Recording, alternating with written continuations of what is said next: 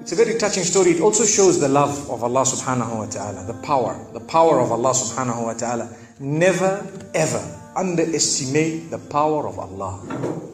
You know, there was a sheikh who mentioned this in Saudi Arabia, and there was a doctor that visited him from Pakistan and told him a story that happened to him. So he says, what happened to me? He says, the doctor who's speaking is a top neurologist, one of the top doctors in Pakistan, or, you know, a very, very good doctor, very hard to meet.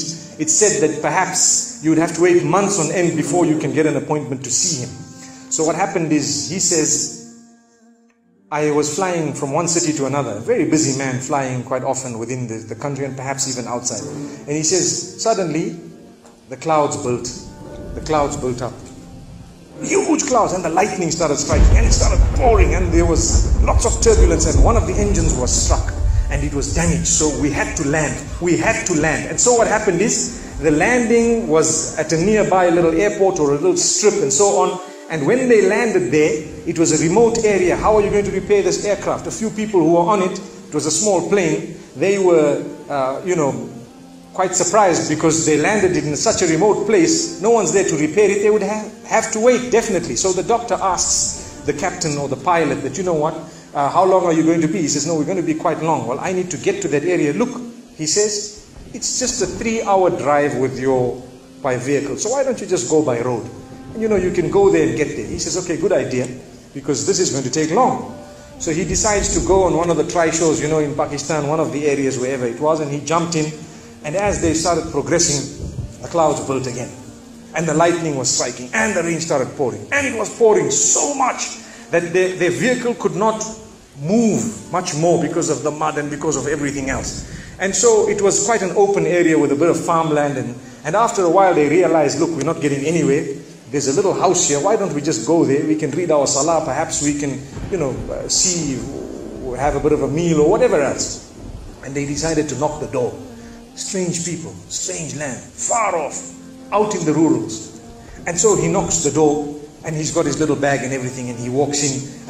An old lady happened to answer the door after a while, and they spoke to her saying, look, this is what has happened, and we're going from so-and-so to so-and-so, and we just want a place, we want to read salah and so on. And she said, no problem, you can come in. She had a little musalla, a little sajjada, and she had a little baby on the side, or not a baby, but a child.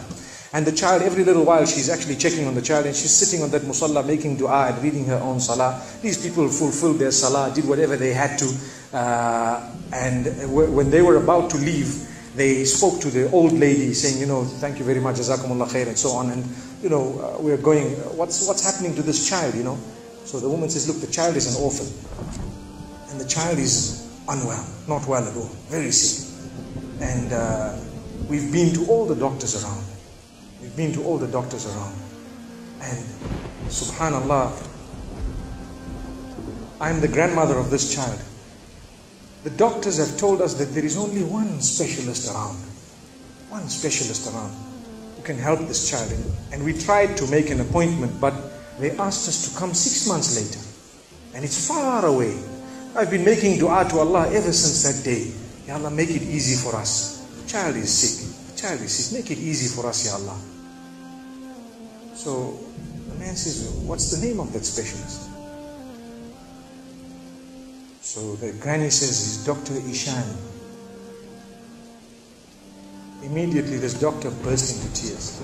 He burst into tears. Straight away, he burst into tears. Why are you crying?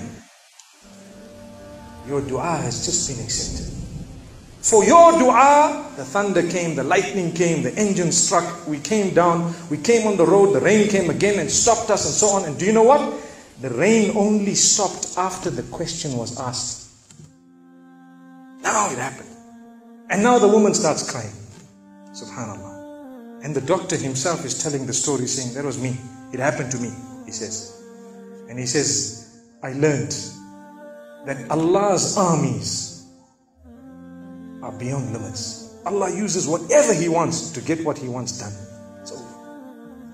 Where in the wildest of the dreams of this person would they have felt or believed that the top man, whom it is semi-impossible to see without big appointments, would actually be driven all the way to the door, knock the door, come in here, read some salah, and they would have to serve the child here.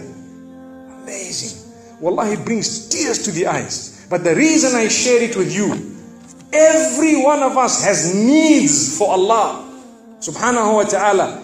Just keep calling. Just have yaqeen. Have conviction. If it is meant, it will definitely come in your direction. You know, we use the term by hook or crook, but I don't want to use that today. I want to tell you, by the mercy and power of Allah subhanahu wa ta'ala, it will happen. It will come to pass. May Allah subhanahu wa ta'ala bless us. May He open our doors. May He grant us all shifa. And may He make us firm believers that for Him, nothing is impossible. Wa sallallahu wa sallama wa baraka ala nabina Muhammad.